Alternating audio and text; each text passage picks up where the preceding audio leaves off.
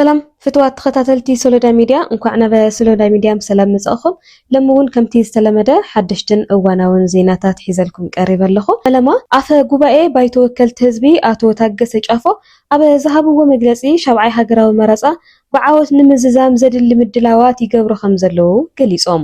አፈ ጉባኤ ነዝ መግለጺ ዘሃቡ ሎሚ አበ ዝጀመረ ሃገራዊ ሓበራዊ መድረኽ ምምኽኻር ሓገግቲ አካላት አበ ዘስምዕዎ መደረ እዩ እቲ አፈ ጉባኤ አበ ዘካየዶ መድረኽ ምምኽኻር ምድላው ሻብዓይ ሃገራዊ መረጻ ግደ ባይቶታትን ሕጋዊ ኦዲትን ሰነዳትን ትንታነ ባጀትን ፋይናንስን መንግስትን ከም ዝዘተየሉ ገሊጾም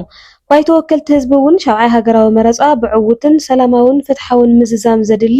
ምድላዋት ከም ዝገበሩ ሓቢሮም ኣለው ኣብቲ መድረኽ ሚኒስተር ዲኤታ መንግስቲ ኣብ ባይቶ ወከልት ህዝቢ አቶ ተስፋይ በልጁገ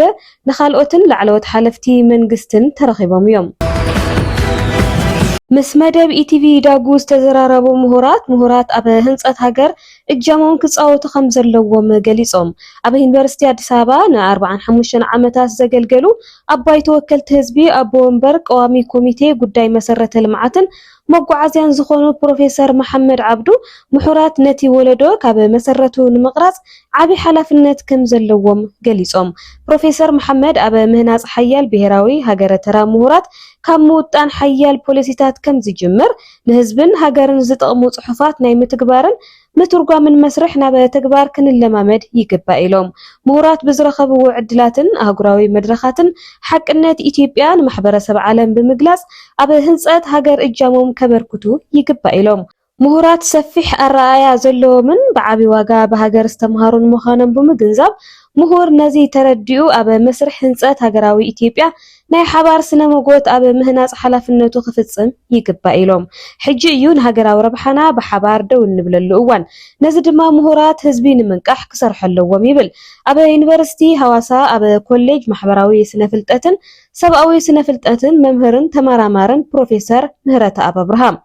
ምሁራት ኣብ ህንጸት መንግስቲ ይሳተፉ ከም ዘለውን ገሊጾም ኣብ ትምህርቲ ጥዕና ሰላምን ሃገራዊ ምምኽኻርን ሰፊሕ ስራሕ ይሰርሑ ከም ዘለውን ኣረዲኦም ኣለው ቅድሚ ሕዚ ኣብ ህንጸት መንግስቲ ተራ ምሁራት ድሩት እዩ ነይሩ እዚ ድማ ብሰንክቲ ንዓና ዝዓግተና ቁጠባውን ማሕበራዊ ፖለቲካውን ርእይቶታት ምዃኑ ገሊጾም ፕሮፌሰር አብርሃም ምሁራት ናይ ሓሳብ ፍልሊ ብምምኽኻር ዝፈትሕ ኣብ ልዕልና ሓሳባት ዝኣምን ሕብረተሰብ ዘበራብር ወለዶ ናይ ምፍጣር ሓላፍነት ከም ዘለዎም እውን ወሲኾም ሓቢሮም ኣለው ኢትዮጵያን ጃፓንን ኣብ ዱልዱል ምሕዝነት ዝተመስረተ ቁጠባዊ ሽርክነት ኢትዮጵያን ጃፓንን ንምጥንኻር ፎረም ቢዝነስ ኢትዮጵያን ጃፓንን ይካየዳሎ እቲ መድረኽ ብሚኒስተር ጉዳያት ወጻኢ ጃፓን ኩኒሚትስ አያኖ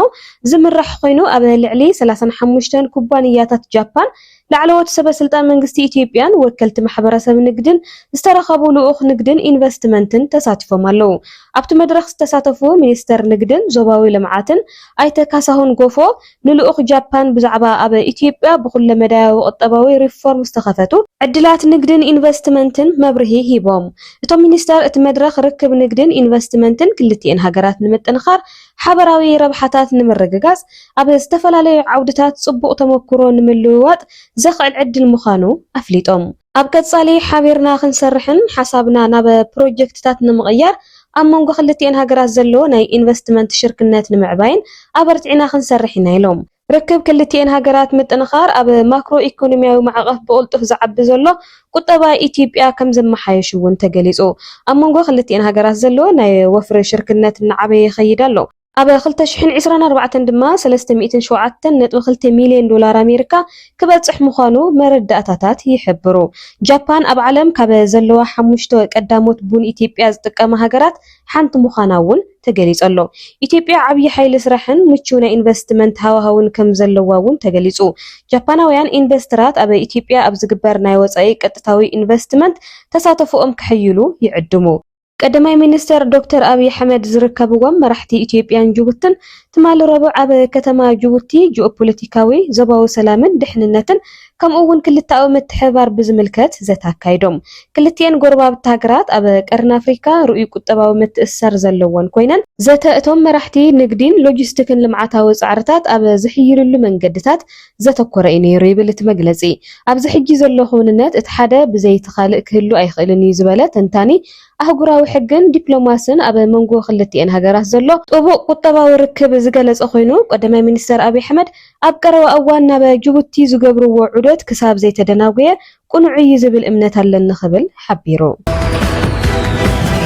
ወታደራዊ መንግስቲ ሱዳን ኩናት ሕድሕድ ድሕሪ ምውልዑ ንኣስታት 3 ዓመታት ማእኸሉ ኣብ ፖርት ሱዳን ገይሩ ድሕሪ ምጽናሕ ናብ ርእሰ ከተማ ካርቱም ተመሊሱ ቀዳማይ ሚኒስተር ሱዳን ካሚል ኢድሪስ ብሰንበት ንጋዜጠኛታት ኣብ ዝሃብዎ መብርሂ እቲ ናይ ተስፋ መንግስቲ ብወግዒ ናብ ካርቱም ተመሊሱ ከም ዘሎን ነቶም ብኽባን ስእነት ማሕበራዊ ኣገልግሎትን ለሒሎም ዝጸንሑ ነበርቲ ካርቱም ማሕበራዊ ኣገልግሎታት ንኽረኽቡ ክሰርሕ ምዃኑ ቃል ኣትዩ ኣብ መንጎ ሰራዊት ሱዳን ዳዕመ ሰሪዕን ኣብ 2023 ዝጀመረ ኩናት ብጀነራል ዓብደልፈታሕ አልቡርሃን ዝምራሕ ሰራዊት ሱዳን ቀልጢፉ እዩ በቶም ጀነራል መሐመድ ሐምዳን ደጋሎ ሕምቲ ዝምርሑ ሓይልታት ዳዕመ ሰሪዕ ተደፊኡ ካብ ካርቱም ወፂኡ ዝነበረ ሰራዊት ሱዳን ድሕሪ ነዊሕ ዝወሰደ ምርብራብ ነታ ርእሰ ከተማ ኣብ ዝሓለፈ መጋቢት ዳግማይ ተቆጻጺሩዋ ጸብጻብ ሕቡራት ሃገራት ካብ ነበርቲ እታ ከተማ ጥራይ ኣስታት 5 ሚልዮን ሃዲሞም ከም ዝወጹ ይገልጹ ካብ ዝሓለፈ ዓመት ጀሚሮም ግን ገለ ነበርቲ ናብታ ከተማ ይምለሱ ከም ዘለው ይሕበር እቶም ካብታ ከተማ ክወጹ ዘይደለዩን ዘይከኣሉን ኣብ እዋን ዳዕመ ሰሪዕ እታ ከተማ ኣልማሚ ስርቅን ዝምታን ከም ዘጋጠሞም እዮም ዝመስክሩ ዝበዝሕ ክፋል እታ ከተማ ዓኒ እዩ ኣብ ጥቅምቲ እጓቺ ዳንኤል ዝተባሃለ በዓል መዚ ሕቡራት ሃገራት እቲ መሰረታዊ ዝበሃል ህዝባዊ ኣገልግሎታት እታ ከተማ ፈጺሙ ደው ኢሉ ናብ ዝበሃል ደረጃ ከም ዝወረደ ገሊጹ ነይሩ ቀዳማይ ሚኒስተር ካሚል ኢድሪስ ኣብቲ ብሰንበት ዝሃቦ መግለጺ መንግስቲ ኣገልግሎታት ኤሌክትሪክ ማይ ማእከላት ጥዕናን ስርዓተ ትምህርትን እታ ከተማ ንምምሕያሽ ክሰርሕ ምዃኑ ገሊጹ ብተወሳኺ 2026 ነታ ኩናት ካብ ዝጅመር ብውሕድ 150,000 ሰባት ዝተቐተሉላ ሱዳን ዓመተ ሰላም ክትኮነላ ምዃኑ ገሊጹ ኩናት ሱዳን ካብ ዝጅመር ኣስታት 12 ሚልዮን ሰባት ካብ ቤት ንብረቶም ተፈናቒሎም ኣለዉ ካብዚ ብምብጋስ ሕቡራት ሃገራት ንኹነታት እታ ሃገር ኣብ ዓለም ካብ ዝተረኣዩ ዝኸፍኡ ሰብኣዊ ቅልውላዋት ክብል ገሊጹዎ ኣሎ እቶም ኣብ ኩናት ተጸሚዶም ዘለዉ ብክልቲኦም ጀነራላት ዝምርሑ ሓይልታት እቲ ኩናት ካብ ዝጅመር ሰፍ ዘይብል ግፍዕታት ከም ዝፈጸሙ እዮም ዝኽሰሱ ክሳብ ሕጂ ንክልቲኦም ወገናት ናብ ማኣዲ ዘተቕሪብካ ሰላም ንኽፈጥሩ ዝተገበረ ዝተፈላለየ ፈተናታት እውን ክሰምር ኣይከኣለን ምትእትታው ዝተፈላለየ ሃገራት ኣብ ጉዳይ ሱዳን ነቲ ኩነታት ዝኸፍአ ከም ዝገበሮ ብዙሓት ጸብጻባት የመልክቱ እዮም ኣብ መወዳእታ ምስ ኢራን ንግዳዊ ልውውጥ ዝገበረት ሃገር ኣብ ልዕሊ ፍርያታ 25 ሚእታዊ ታሪፍ ከም ትውስኽ ኣሜሪካ ኣጠንቂቓ መቕናስ ዓቕሚ ምዕዳግ ሪያል ኢራን ስዒቡ ዝተወልዐ ዕግርግር ናብ ሕቶ መንግስታዊ ለውጢ ከም ዝዓበየን ልዕሊ 600 ሰልፈኛታት ብሓይሊ ጸጥታ ሃገር ከም ዝተቐተሉን ቢቢሲ ጸብጺቡ መንግስቲ ኢራን ኣብ ልዕሊ ሰልፈኛታት ስጉምቲ ተወሲዱ ሃገሮም ጣልቃ ከም እተኣቱ ክሕነዩ ምጽንሖም ዝነገረሎም ፕሬዝዳንት ትራምፕ ኣብ ዝሃብዎ ሓድሽ መግለጺ ዝኾነት ሃገር ምስ ኢራን ንግዳዊ ምልዋጥ እንተገይራ ኣሜሪካ ኣብ ልዕሊ ፍርያታ 25 ሚእታዊ ታሪፍ ከም እትወስኽ ከም ዘጠንቀቐት ተሰሚዑ ኣሎ ሓይልታት ጸጥታ ኢራን ኣብ ልዕሊ ሰልፈኛታት ብሰንኪ ዝወስድዎ ዘለዉ ሓይላዊ ስጉምቲ